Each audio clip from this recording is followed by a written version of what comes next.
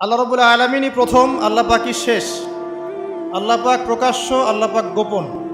ওয়া হুয়া বিকুল্লি শাইইন আলিম। আল্লাহ পাক বলছেন তিনি প্রত্যেকটা বিষয় সম্পর্কে জ্ঞানী। সূরা হাদিদ আয়াত নাম্বার 3। তো আমরা বুঝতে পারছি যখন কোনো কিছু ছিল না তখন আল্লাহ রাব্বুল আলামিন ছিলেন, আবার যখন কিছু থাকবে না তখন আল্লাহ পাক থাকবেন। কুল্লু মান আলাইহা ফান ওয়া ইয়াবকা ওয়াজহু রাব্বিকা যুল জালালি ওয়াল ইকরাম। সমস্ত কিছু ফানা হয়ে যাবে, শুধুমাত্র আল্লাহ রাব্বুল আলামিনের সত্তা, জাত এটা বাকি থাকবে। তার মানে আল্লাহ পাকই শুরু, আল্লাহ পাকই শেষ। আল্লাহর কোনো শুরু নাই, আল্লাহর কোনো শেষ নাই। এখন কেউ যদি প্রশ্ন করে যে আল্লাহ সব কিছু সৃষ্টি করেছেন, তাহলে আল্লাহকে কে সৃষ্টি করলো? নাউজুবিল্লাহ। তখন আমরা বলবো যদি কেউ আল্লাহকে সৃষ্টি করতো তাহলে তো সেই সৃষ্টিকর্তা হয়ে যেত, তাই নয় কি? এইভাবে এক এক করে যদি আমরা পিছনের দিকে যেতে থাকি তাহলে একটা পর্যায়ে গিয়ে তো আমাদেরকে থামতে হবে। তো আমরা যেখানে গিয়ে থামছেন সেটাই হচ্ছে আল্লাহ রাব্বুল আলামিন। আল্লাহ পাকের আগে কিছুই ছিল না, বরং অতীত, বর্তমান, ভবিষ্যৎ এটা সময়ের মধ্যে আছে, যে সময়ের মধ্যে আমরা বাস করছি। আল্লাহ রাব্বুল আলামিনের কাছে এরকম অতীত, বর্তমান, ভবিষ্যৎ কিছু নাই। আল্লাহ রাব্বুল আলামিন একা ছিলেন, তখন কিছুই ছিল না। আবার যখন সব কিছু ধ্বংস হয়ে যাবে আল্লাহ পাক একাই থাকবেন, আর কিছু থাকবে না। এখন আল্লাহ পাক সর্বপ্রথম সৃষ্টি করলেন আরশে আজিম। কি সৃষ্টি করলেন? এবং আরশটা পানির উপরে ছিল। কিসের উপরে? পানির উপরে। এরপরে আল্লাহ রাব্বুল আলামিন সৃষ্টি করেছেন কলম। আল্লাহ পাকের কাছে লাউহে মাহফুজ আছে। লাউহে মাহফুজ মানে সুরক্ষিত একটা ফলক।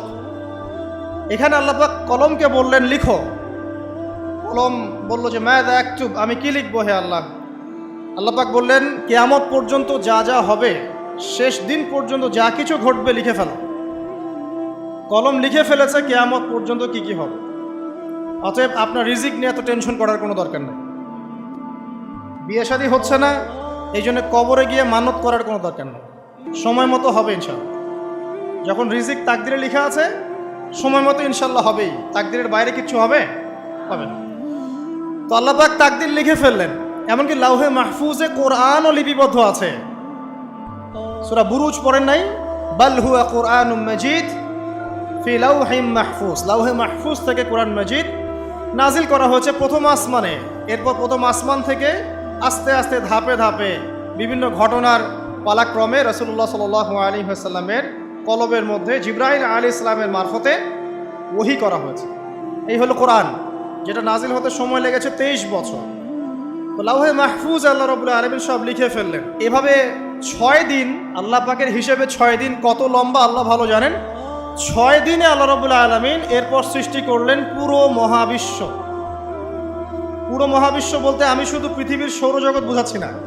এই মঙ্গল, বুধ, শনি, বৃহস্পতি এইটুক না, এরকম হাজার হাজার সৌরজগৎ মিলে একটা গ্যালাক্সি হয়, আর হাজারটা গ্যালাক্সি মিলে গিয়ে একটা আসমান হচ্ছে, মহাকাশের একটা ছায়াপথ আসমান হচ্ছে। তো এরকম 7টা আসমান বা 7টা মহাবিশ্ব আল্লাহ পাক সৃষ্টি করলেন মাত্র 6 দিনে। কয় দিনে? ফি সিত্তাতি আইয়াম, 6 দিনে আল্লাহ পাক সৃষ্টি করলেন। এরপর আল্লাহ রাব্বুল আলামিন প্রত্যেক মহাকাশে তার যার যার কাজ সেটা দিলেন। যেখানে যেখানে মাখলুক সৃষ্টি করা আল্লাহ পাক করলেন। আল্লাহ রাব্বুল আলামিন মালায়েকা সৃষ্টি করলেন নূর দিয়ে। কি দিয়ে? আলো দিয়ে। আলোর মধ্য দিয়ে আল্লাহ রাব্বুল আলামিন ফেরেশতা সৃষ্টি করলেন। আল্লাহ পাক জিন সৃষ্টি করলেন। জিন কি দিয়ে? আগুন দিয়ে। একদম যেটা উত্তপ্ত আগুন, লাল আগুন, সেই আগুন দিয়ে আল্লাহ পাক জিন জাতিকে সৃষ্টি করলেন। সৃষ্টি করার পর আল্লাহ রাব্বুল আলামিন জিন জাতিকে পৃথিবীতে পাঠিয়েছেন। কোথায়? আর এখন মানুষ পৃথিবীতে যা করছে, জিন জাতীয় কিছুটা এরকমই কাজ করেছিল, বরং তার চেয়েও হয়তো বেশি করেছিল। পৃথিবীতে সে ফিতনার ফাসাদ সৃষ্টি করেছিল। এক পর্যায়ে আল্লাহ রাব্বুল আলামিন জিন জাতিকে ধ্বংস করে দিলেন। কিছু কিছু জিনকে আল্লাহ পাক অবশিষ্ট রাখলেন, যেগুলো পাহাড়ে, পর্বতে, বিভিন্ন জায়গায়, সমুদ্রে আশ্রয় নিল। পাহাড়ি এলাকাগুলোতে জিন থাকে, গভীর সমুদ্রে জিন থাকে, জঙ্গলে জিন থাকে। এরকম কিছু জায়গা আছে, এগুলোর মধ্যে জিনরা থাকে। তো ওদেরকে ডিস্টার্ব করতে গেলে সমস্যা, আপনাকে ধরে ফেলবে। আর যদি প্রতিদিন সকাল সন্ধ্যার জিকির আজগার ঠিকঠাক মতো না করেন, কোরআন তেলাওয়াত ঠিকঠাক মতো না করেন, নামাজি না হন আর পবিত্র না থাকেন, তাহলে জিন ধরার সম্ভাবনা বেশি। আর আমার মনে হয় এখনকার যে মেয়েগুলো রাস্তাঘাটে ঘোরাফেরা করে, এদের বেশিরভাগই জিন ধরা। কারণ আছে, এমনি এমনি বলি নাই। এটা আপনাকে বুঝতে হলে আল্লাহ এবং তার রাসূলের চোখ দিয়ে দেখতে হবে তো। কারণ তাদের চাল চলন স্বাভাবিক না, কিছু একটা ওদের উপর ভর করেছে। ওই ভরটা করার কারণে তার চাল চলন আজকে এমন হয়ে গেছে। এবং বহু মেয়ের ঘটনা এমন শোনা যায় যে সরাসরি তারা জিন দ্বারা ইফেক্টেড হয়। দেখেন না, রুকিয়া করতে হয়, শরীয়ীভাবে রুকিয়া করতে হয়। তো খেয়াল রাখবেন, সকাল সন্ধ্যার জিকির আজগার ঠিক রাখবেন, কোরআন তেলাওয়াতটা ঠিক রাখবেন, নামাজি হবেন, পাক পবিত্র থাকবেন, জিন আপনাকে কোনো ক্ষতি করতে পারবেন না ইনশাআল্লাহ। জিনরা কিন্তু রাসূল সাল্লাল্লাহু আলাইহি ওয়াসাল্লামেরও ক্ষতি করার চেষ্টা করেছিল। আল্লাহর রাসূল সাল্লাল্লাহু আলাইহি ওয়াসাল্লাম ওটাকে ধরেছিলেন, ধরে মসজিদের খুঁটির সাথে বেঁধে রেখেছিল। নামাজের মধ্যে জিন আমাদের নবীকে ডিস্টার্ব করেছিল, আল্লাহ রাসূল ওই জিনকে ধরেছেন, ধরে খুঁটির সাথে বেঁধে রেখেছেন। তারপরে তার মনে পড়লো সুলাইমান আলাইহিস সালামের কথা। সুলাইমান আলাইহিস সালাম বলেছিল আল্লাহকে, আল্লাহ আমাকে যে ক্ষমতা তুমি দিয়েছো, আমার পরে কাউকে এই ক্ষমতা আর দিও না। আর সুলাইমান আলাইহিস সালামকে আল্লাহ পাক জিন জাতিকে অনুগত করে দিয়েছিলেন। সুলাইমান আলাইহিস সালামের নির্দেশে জিন জাতি বিভিন্ন কাজ করত, এমনকি সমুদ্রের মধ্যে ডুবুরির কাজও করত, সমুদ্রের ভিতর থেকে রত্ন বের করে নিয়ে আসতো। এগুলো কিন্তু অনেক রূপকথা নয়, সত্য ঘটনা। তখন নবী সাল্লাল্লাহু আলাইহি ওয়াসাল্লাম বললেন যে আমার ভাই সুলাইমানের কথা আমার মনে পড়ে গেল, তাই আমি জিনটাকে ছেড়ে দিলাম। তো আল্লাহ পাক জিন জাতিকে সৃষ্টি করে এই পৃথিবীতে পাঠানোর পর তারা এরকম ফিতনা এবং ফাসাদ সৃষ্টি করার পরে আল্লাহ পাক ওদেরকে ধ্বংস করে দেন। দেওয়ার পরে আরো অনেক যুগ এবং অনেক শতাব্দী কেটে যায়। কত যুগ কত শতাব্দী আল্লাহ ভালো জানেন। অনেক লম্বা সময় পরে গিয়ে আল্লাহ রাব্বুল আলামিন ফেরেশতাদেরকে ডাকেন। কাদেরকে ডাকেন? তাদেরকে ডেকে বলেন, ওয়া ইয ক্বালা রাব্বুকা লিল মালায়েকা, স্মরণ করো নবী সেই সময়ের কথা যখন তোমার রব ফেরেশতাদেরকে ডাকলেন, ডেকে বললেন, ইন্নী জাইলুন ফিল আরদি খলিফা, হে ফেরেশতা মণ্ডলী, আমি পৃথিবীতে আমার খলিফা পাঠাতে চাই। কি পাঠাতে চাই ভাই? খলিফা। খলিফার দুটো অর্থ, একটা হচ্ছে ওই যে জিনরা যে চলে গেল, ওর স্থলাভিষিক্ত হয়ে আরেকটা জাতি, স্থলাভিষিক্ত হওয়া।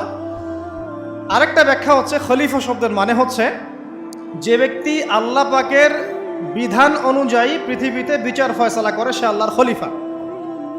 আমি কি বুঝাতে পারছি? আল্লাহ পাক ফেরেশতাদেরকে বললেন, আমি পৃথিবীতে আমার খলিফা পাঠাতে চাই, প্রতিনিধি, এবং যে আল্লাহর বিধান দ্বারা বিচার ফয়সালা করে। তখন ফেরেশতারা বলছেন, ক্বালু, ফেরেশতারা বলছেন, আতাজআলু ফিহা মান ইউফসিদু ফিহা ওয়া ইয়াসফিকুদ দিমা, হে আল্লাহ, আপনি কি এমন কোন সৃষ্টিকে আবার পৃথিবীতে পাঠাতে চান যে পৃথিবীতে গিয়ে ফিতনা ফাসাদ সৃষ্টি করবে অথবা রক্তপাত ঘটাবে? ফেরেশতারা এই কথা কিভাবে বলতে পারলো?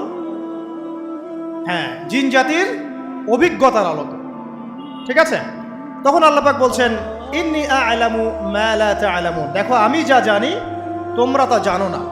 মানে তারা ফিতনা ফাসাদ সৃষ্টি করতে পারে, কিন্তু আমার কিছু মুখলেস বান্দা থাকবে যারা এই পথে পা বাড়াবে না। আচ্ছা, এবার আল্লাহ রাব্বুল আলামিন আদম আলাইহিস সালামকে সৃষ্টি করলেন। আল্লাহ পাক নিজের হাত দিয়ে আদম আলাইহিস সালামকে সৃষ্টি করেছেন। সূরা সাদের মধ্যে আল্লাহ পাক বলেছেন, দেখুন, মহাবিশ্বের কোনো সৃষ্টির ব্যাপারে বলা হয়নি যে খলাকতু বিয়াদাই, আমি নিজ হাতে তাকে সৃষ্টি করেছি। শুধুমাত্র আদম আলাইহিস সালাম, আমাদের পিতার ক্ষেত্রে বলা হয়েছে খলাকতু বিয়াদাই, আমি নিজ হাতে তাকে সৃষ্টি করেছি। কত সম্মান, কত ভালোবাসা, তাই না? এবার আল্লাহ রাব্বুল আলামিন আদম আলাইহিস সালামকে সমস্ত নাম শিক্ষা দিলেন। সমস্ত নাম মানে কি? ওয়াল্লামা আদামাল আসমাআ কুল্লাহা, আল্লাহ পাক বলছেন, এরপর আমি আদম আলাইহিস সালামকে মহাবিশ্বের যত জ্ঞান আছে সমস্ত নাম শিক্ষা দিয়ে দিলাম। সুবহানাল্লাহ। যেই জ্ঞান ফেরেশতাদেরও ছিল না, যেই জ্ঞান ইবলিসেরও ছিল না। ইবলিস কিন্তু অনেক জ্ঞানী ছিল, অনেক বড় আবেদ ছিল, সে দীর্ঘদিন আল্লাহর ইবাদত করেছে, কিন্তু এই জ্ঞান কিন্তু তারও ছিল না, ফেরেশতাদেরও ছিল না। সুম্মা আরাদাহুম আলাল মালাইকা, এরপর আল্লাহ রাব্বুল আলামিন আদম আলাইহিস সালামকে ফেরেশতাদের সামনে নিয়ে আসলেন, উপস্থাপন করলেন। মহাবিশ্বের ঘটনা, এটা ঘটছে, চিন্তা করেন, এটা কিন্তু ঘটেছে আগে, অতীত। এবার সমস্ত ফেরেশতার সামনে আদম আলাইহিস সালামকে নিয়ে আসা হচ্ছে। এবার বলা হচ্ছে যে হে ফেরেশতারা, তোমরা এই নামগুলো বলে দাও দেখি, তোমরা যদি সত্যবাদী হও। তো ফেরেশতারা বলছেন লা ইলমা লানা ইল্লা মা আল্লামতানা, হে আল্লাহ, আপনি আমাদেরকে যা শিখিয়েছেন এর বাইরে তো কোনো জ্ঞান নাই আমাদের। তারপর আল্লাহ পাক আদমকে বললেন আলাইহিস সালাম, হে আদম, তুমি সব নাম বলে দাও দেখি। এরপর আদম আলাইহিস সালাম সমস্ত নাম একটা একটা করে বলে দিলেন। তাহলে আমাদের পিতা জ্ঞানী ছিলেন, নজ্ঞ ছিলেন? আর আমরা তার সন্তান হিসেবে জ্ঞানী না অজ্ঞ? এটা আমাদের শোভা পায়? আমাদের পিতা ছিলেন মহাবিশ্বের সবচেয়ে জ্ঞানী সত্তা, আল্লাহ রাব্বুল আলামিন তাকে জ্ঞান শিক্ষা দিয়েছেন, সমস্ত জ্ঞান। তবে তার সমস্ত জ্ঞান আর এই মহাবিশ্বের সমস্ত জ্ঞান আল্লাহর জ্ঞানের তুলনায় কতটুকু জানেন? একটা সমুদ্রের মধ্য থেকে এক ফোঁটা পানি উঠালে যেমন হয়, পুরো মহাবিশ্বের জ্ঞান আল্লাহর জ্ঞানের সামনে এতটুকু। আল্লাহ পাকের জ্ঞান এত অসীম, পুরো মহাসাগরের মধ্য থেকে এক ফোঁটা পানি তুললে, ওই যে এক ফোঁটা পানি তুললেন, এটা মহাবিশ্বের জ্ঞান, আর বাকি সমস্ত পানি এটা আল্লাহ পাকের জ্ঞান। ঠিক দুনিয়ার জীবনের এক্সাম্পলটা এমনই। একটা সাগরের মধ্যে আঙ্গুল ডুবালে, আঙ্গুল উঠালে যতটুকু পানি আঙ্গুলে বেঁধে থাকে, এটা দুনিয়া। আর পুরো মহাসাগরটাই হচ্ছে কি? আখিরাত। নবীজি বলছেন সাল্লাল্লাহু আলাইহি ওয়াসাল্লাম, একটা মৃত গাধাকে দেখে বলছেন, সাহাবীরা, তোমরা কি কেউ এই গাধাটাকে 1 দিরহামের বিনিময়ে কিনবে? কান কাটা, মৃত, গলে আছে, এই গাধাটাকে কিনবা 1 দিরহাম দিয়ে? সাহাবীরা বলছেন, মাংনা দিলেও তো কিনবো না। ইয়া রাসূলুল্লাহ, যদি ফ্রিও কেউ দেয়, বিনামূল্যে দেয়, তাও তো নিব না। তখন নবী সাল্লাল্লাহু আলাইহি ওয়াসাল্লাম বলছেন, এটাই হচ্ছে আল্লাহর কাছে দুনিয়ার এক্সাম্পল। ওই মৃত গাধা তোমাদের কাছে যতটা না ইম্পর্টেন্ট, যতটুকু মূল্য রাখে, আল্লাহর কাছে এই দুনিয়া তার চেয়েও কম মূল্য রাখে। তো এই দুনিয়াতে তো সব ফয়সালা হবে না। আমরা তো হতাশ হয়ে যাই না যে দুনিয়াতে এমন কেন, এটা কেন, ওইটা কেন। দুনিয়া এটারই জায়গা, দুনিয়া সব কিছুর কনক্লুশনের জায়গা না, সব কিছুর পরিসমাপ্তির জায়গা হচ্ছে কিয়ামতের মাঠ। ওই দিন যে সফল সে সফল, যে ব্যর্থ সে ব্যর্থ। দুনিয়ার বাড়ি গাড়ি, স্ট্যাটাস, চাকরি বাকরি, ইজ্জত সম্মান, এটা সাফল্য ব্যর্থতার মানদণ্ড নয়, চূড়ান্ত মানদণ্ড নয়। চূড়ান্ত মানদণ্ড কি? ফামান যুহজিহা আনিন নার ওয়া উদখিলাল জান্নাহ ফাকাদ ফাজ। যাকে জাহান্নাম থেকে বাঁচানো হবে, জান্নাতে প্রবেশ করানো হবে, পুলসিরাত পার হতে পারবে, এই একমাত্র ব্যক্তি সফল। তো সাফল্যের সংজ্ঞাটা জেনে রাখবেন, তাহলে আপনি দুনিয়াতে হতাশ হবেন না ইনশাআল্লাহ। এবার কি হলো, যখন আদম আলাইহিস সালাম সমস্ত নাম শিক্ষা দেওয়া সমস্ত নাম বলে দিলেন, এখানে নাম মানে কিন্তু খালি নাম নয়, জ্ঞান বলে দিলেন, তখন আল্লাহ রাব্বুল আলামিন ফেরেশতাদেরকে বললেন, তোমরা সবাই এখন আদমকে সিজদা করো। ওয়া ইয কুলনা লিল মালাইকাতি ইসজুদু লি আদম। আল্লাহ পাক এবার বলছেন, আমি সমস্ত মালায়েকাকে বললাম তোমরা আদমকে সিজদা করো। ফাসাজাদু, সবাই সিজদা করলো, ইল্লা ইবলিস, ইবলিস সিজদা করলো না।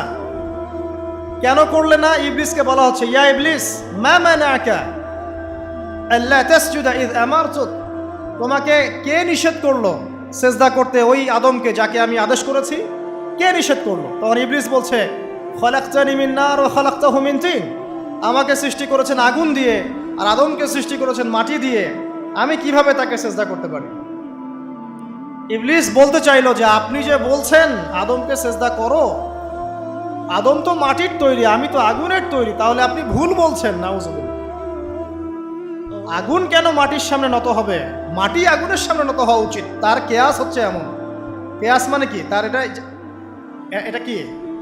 হ্যাঁ, তার এটা যুক্তি, তার এটা যুক্তি এবং দর্শন যে আমি কেন তাকে সিজদা করব? আমি তো আগুনের তৈরি আর আদম হচ্ছে মাটির তৈরি। তো খলাকতাহু মিন নার ওয়া খলাকতানি মিন তিন, খলাকতানি মিন নার ওয়া খলাকতাহু মিন তিন, আমাকে সৃষ্টি করেছেন আগুন দিয়ে, আদমকে সৃষ্টি করেছেন মাটি দিয়ে। আবা ওয়াস্তাকবারা, আল্লাহ পাক বলছেন সে উদ্ধত হলো এবং অহংকার প্রদর্শন করলো।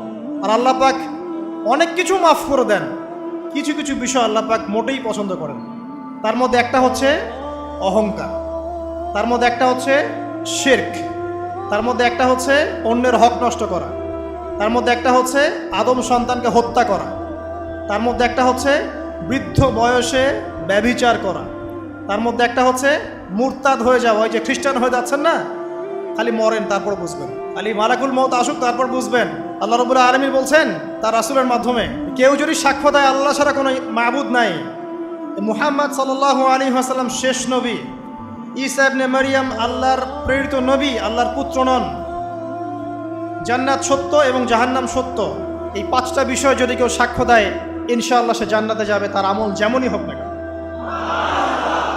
টাকার বিনিময়ে, চাকরির বিনিময়ে, সমাজসেবার নামে আর চিকিৎসার নামে ঈমান বিক্রি করে ফেললেন, সুবহানাল্লাহ সুবহানাল্লাহ। তোমাদের এই পৃথিবীতে বেঁচে থাকার চাইতে মাটির তলে চলে যাওয়া ভালো। আবর্জনার কোনো প্রয়োজন নাই আল্লাহর এই জমিনে। এই মুসলিম উম্মার আবর্জনার কোনো প্রয়োজন নাই। এই মুসলিম উম্মার ইমানদার সাহসী তরুণ প্রজন্মের দরকার। আল্লাহ পাক কবুল করুন, আমিন। এরপরে কি হলো? ইবলিস সেজদা করলো না, আবা ওয়াস্তাকবার, সে উদ্ধত হলো এবং অহংকার প্রদর্শন করলো। এবার আল্লাহ পাক জিজ্ঞাসা করলেন, কেন করলে না, কেন করলে না? সে বলল যে আগুন দিয়ে সৃষ্টি করেছেন আমাকে, তাকে সৃষ্টি করেছেন আপনি মাটি দিয়ে, সো আপনি ভুল আমি সঠিক, আমি কেন তাকে সেজদা করব? আল্লাহ পাক তখন আর তার প্রতি রহম করলেন না। আল্লাহ পাক তখন তাকে বলছেন ফখরুজ মিনহা, এখান থেকে বেরো। আল্লাহ পাক যেমন গফুর রহিম আরহামুর রহিমিন, ঠিক তেমনি আল্লাহ পাক শাদীদুল ইকাব, কঠিন শাস্তি দাতাও বটে। আল্লাহ পাক শুধু কি দয়াই করবেন, শাস্তি দিবেন না? দিবেন। ফখরুজ, অপদস্থ হয়ে লাঞ্ছিত হয়ে এখান থেকে বের হয়ে যাও। এখানে অহংকার করার অধিকার তোমাকে দেয়া হয় না, এখান থেকে বের হয়ে যাও। এবার ইবলিস বের হয়ে যাচ্ছে। বের হয়ে যাওয়ার সময় ইবলিস বলছে রব্বি, কি বলছে? রব্বি। দেখেন ইবলিস আল্লাহকে বলছে রব্বি, মানে ইবলিস আস্তিক। ইবলিস কি আস্তিক? ইবলিস আল্লাহ বিশ্বাস করে। ইবলিস বলছে রব্বি, হে আমার রব, আনজিরনি ইলা ইয়াউমি ইউবআসুন, আমাকে কিয়ামত দিবস পর্যন্ত অবকাশ দেন। আমাকে তো বের করে দিচ্ছেন, ঠিক আছে, আমাকে কিয়ামত দিবস পর্যন্ত অবকাশ দেন। শব্দ চয়ন হচ্ছে রব্বি, হে আমার রব। মানে ইবলিস কিন্তু নাস্তিক না। তাহলে এখন যারা এই যে এথিজমে বিশ্বাস করছেন, আসলে এরা কেউ নাস্তিক না, এরা ইসলাম বিদ্বেষী। কখনো দেখবেন না তাদেরকে অন্য ধর্মের কোনো বিষয় নিয়ে কটু মন্তব্য করছে, প্রশ্ন উত্থাপন করছে, এমনটা খুব কমই দেখবেন। এদের যত মাথা ব্যথা ইসলাম নিয়ে। এখানে দেখেন ইবলিসের কথা বলছি, ইবলিস কিন্তু আস্তিক। ইবলিস কি বলছে? রব্বি আনজিরনি ইলা ইয়াউমি ইউবআসুন, হে আমার রব। ইবলিস জানে যে আল্লাহ তার রব। ওই যে সূরা হাশরের শেষের দিকে পড়ে দেখবেন ইবলিস বলে উকফুর, তোমরা কুফরি করো। তারপরে মানুষ যখন কুফরি করে সে বলে আমি ইন্নী আখাফুল্লাহ রাব্বাল আলামিন, আমি আল্লাহকে ভয় করি যে জগৎ সমূহের প্রতিপালক। শয়তানকে মানুষ গিয়ে জিজ্ঞাসা করবে, জাহান্নামীরা, তুমি আমাদেরকে পথভ্রষ্ট করেছে। শয়তান বলবে আমি কিচ্ছু করি নাই, আমি তোমাদেরকে কোনো কাজে ফোর্স করি নাই, আমি শুধু তোমাদেরকে ওয়াসওয়াসা দিয়েছি, তোমরা নিজেরাই কাজ করেছো। ফালা তালুমুনি ওয়ালুমু আনফুসাকুম, সূরা ইব্রাহিম পড়ে দেখেন। শয়তান বলবে তোমরা আমাকে লানত করো না, নিজেদেরকেই লানত করো, আমি তো তোমাদেরকে বাধ্য করে কাজ করাই নাই, তোমরা নিজেরাই করেছো এই কাজগুলো। আসুন সামনে যাই। এবার আল্লাহ পাক যখন ইবলিসকে বের করে দিলেন, সে বলছে আমাকে কিয়ামত পর্যন্ত অবকাশ দিন। কিয়ামত পর্যন্ত অবকাশ নিয়ে ইবলিস কি করবে? উত্তর, ইবলিস বলছে ফাবিমা আগওয়াইতানি, হে আল্লাহ, যে কারণে বা যে আদমের কারণে আপনি আমাকে এখান থেকে বের করে দিলেন, লাআকউদান্না লাহুম সিরাতাকাল মুস্তাকিম, আমি সে আদম সন্তানের সরল পথে ওত পেতে বসে থাকবো। শয়তানের কথা কি মনে থাকবে যুবক ভাইরা? শয়তানের চ্যালেঞ্জ কি? আমি আদম সন্তানের সরল পথে ওত পেতে বসে থাকবো, মানে আমার আপনার সবার পথে সে ওত পেতে বসে আছে। এটা যদি মাথায় থাকে তাহলে জীবনে চলা সহজ হয় না? আচ্ছা, আর কি করবো? সুম্মা লাআতিয়ান্না মিন বাইনি আইদিহিম, শুধু বসেই থাকবো না, আমি আসবো তাদের সামন থেকে, ওয়া মিন খালফিহিম, তাদের পিছন থেকে, ওয়া আন আইমানিহিম, তাদের ডান দিক থেকে, ওয়া আন শামাইলিহিম, তাদের বাম দিক থেকে, ওয়ালা তাজিদু আকসারাহুম শাকিরিন, হে আল্লাহ, আপনি বেশিরভাগ আদম সন্তানকে শুকরগুজার পাবেন না। কার কথা? শয়তানের এই কথাটা কি সত্য না মিথ্যা? এখন বেশিরভাগ লোক নামাজ পড়ে না পড়ে না? পড়ে পড়ে না। বেশিরভাগ মুসলিমের দাড়ি আছে না নাই? বেশিরভাগ মুসলিম সুদ খায় না খায় না? এখন বেশিরভাগ তরুণ প্রজন্মের জেনায় আছে না নাই? পর্নোগ্রাফি সবাই দেখে না দেখে না? অন্যের সম্পদ আত্মসাৎ মানুষ করছে না? দুর্নীতি করছে না? ঘুষ খাচ্ছে না? ইসলামের বিধান 100% পালন করে কত পার্সেন্ট মানুষ? খুব কম। আচ্ছা বাদ দেন এত বড় বড় কথা, শুধু কোরআনুল কারীম তেলাওয়াত করতে পারে কতজন মানুষ? বলি না আমরা 90% মুসলিমের বাংলাদেশ, তো 90% মুসলিমের বাংলাদেশে কত ভাগ মুসলিম কোরআন তেলাওয়াত করতে পারে? একটা শুমারি করে দেখেন, কোরআন শুমারি। এটা কোরআন শুমারি করে দেখেন যে কত পার্সেন্ট মুসলিম শুদ্ধ করে কোরআন পড়তে পারে। যারা পড়তে জানে তাদেরও পড়া যে কত ভুল আছে আলেম ওলামার কাছে গেলে বুঝতে পারবেন। আর এই ভুলের কারণে যে অর্থ কত পরিবর্তন হচ্ছে আপনি তো জানেনই না। তো এই যে শয়তান বলেছে ওয়ালা তাজিদু আকসারাহুম শাকিরিন, আপনি বেশিরভাগকেই শুকরগুজার পাবেন। তো কথা সত্য না মিথ্যা?